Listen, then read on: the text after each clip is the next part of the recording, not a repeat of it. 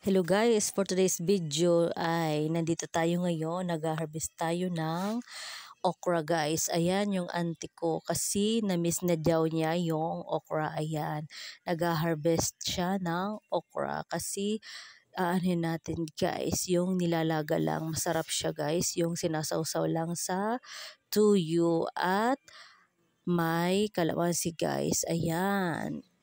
Maganda dito guys yung tanim namin kasi ano lang organic, wala tayong halong chemical guys. Ayan. Yung ating okra for today, malalaki yung okra natin guys kasi may ano siya, may lahi siya. May lahi.